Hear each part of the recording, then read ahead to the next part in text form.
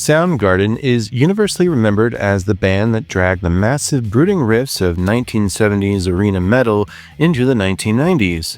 But there's only one problem with that legacy. The band actually hated 1970s heavy metal. Their record collections were full of weird post-punk and European acts like Joy Division and Wire.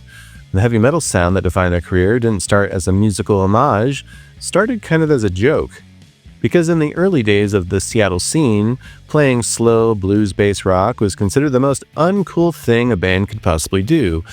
So Soundgarden wrote a sludgy track called Incessant Mace, strictly to annoy the local music snobs. The crowds absolutely hated it.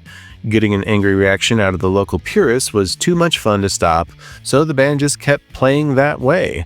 Soundgarden accidentally invented one of the most defining rock sounds of a decade just to troll their own hometown. And the man who became the golden god of the 1990s rock revival wasn't even supposed to be a frontman. Chris Cornell originally gravitated toward the drums because he lacked an attention span. Pounding on things was immediately satisfying. He didn't even really need to know how to play, and in his first real group, the Jones Street Band, he simply sang lead vocals from behind the drum kit. He wasn't hiding behind the drums out of shyness, but out of a deep, lingering reclusiveness born from a childhood that looks nothing like a rock and roll fantasy. Cornell grew up in a lower middle-class Seattle suburb swarming with drugs. It was a neighborhood where 12-year-olds sold pills. He vividly recalled walking past a neighbor's house and having to physically dodge an unknown liquid shot out of a syringe by a teenager with massive Lynyrd Skynyrd hair. Cornell himself was a daily drug user by the age of just 13. He managed to quit completely by 14 after a series of terrible experiences, but the sudden sobriety broke him. He spent the next 2 years as a severe agoraphobic, hiding inside his house because he had absolutely nothing in common with his friends who were still using. So now we can see why for him, music was a survival mechanism for an isolated kid trying to navigate a sketchy environment. And when Soundgarden finally broke out, that cynical, isolated worldview crashed headfirst into the ridiculous machinery of the music industry. Almost instantly, the band realized the public was going to aggressively miss the point of everything they did.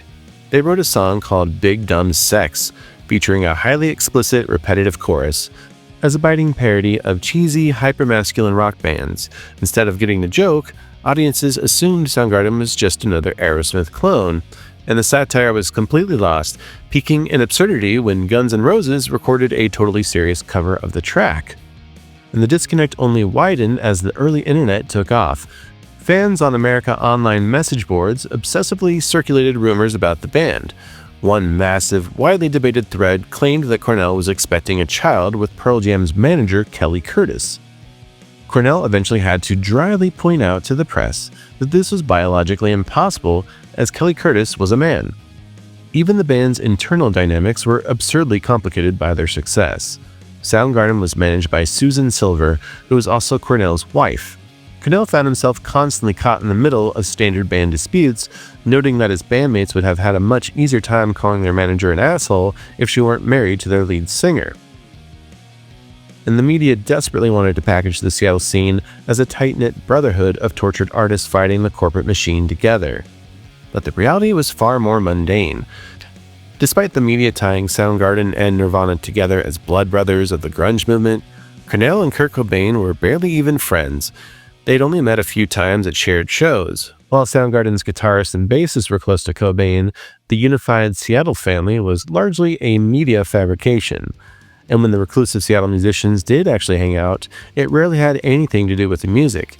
According to manager Susan Silver, the one thing that successfully pulled the local scene together wasn't art or shared trauma, it was watching the Seattle Supersonics play basketball on pay-per-view. And the media's misunderstanding of the band was funny when it involved Guns N' Roses covers and AOL pregnancy rumors, but as the scene exploded and musicians began dying, the disconnect turned toxic. Fans began romanticizing the very real pain of the people in the scene. A fan once approached Cornell to show off a jacket painted with a tribute to the late Mother Love Bone singer Andrew Wood. The fan gushed about how perfect Wood was. Cornell was left entirely baffled, though. He knew Wood intimately, noting that the late singer's lyrics effectively translated line for line to "I'm fucked up." The fans desperately wanted tragedy, and they began projecting it onto Cornell. When Soundgarden released The Day I Tried to Live, listeners heavily scrutinized the lyrics, concluding it was a grim heroin anthem or a suicide note. But Cornell corrected the record, revealing a truth that was far more vulnerable than the dark mythology fans wanted. The song was not about dying, it was about his lifelong struggle with the agoraphobia that started when he was 14.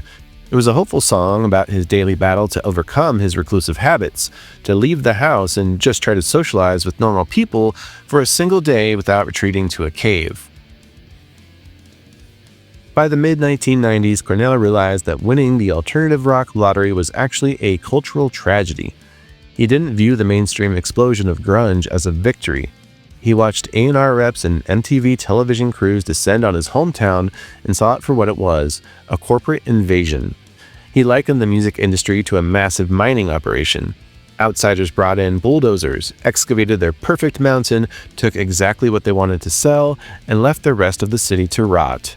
The industry squeezed Seattle into an incredibly narrow, marketable perception, completely ignoring the strange, theatrical, and gothic bands that actually made the local community interesting in the first place. The kid who spent 2 years hiding in his house from his drug-addicted neighbors had finally made it out into the world, only to watch the world bulldoze his hometown, strip it for parts, and sell it back to him as a fashion statement.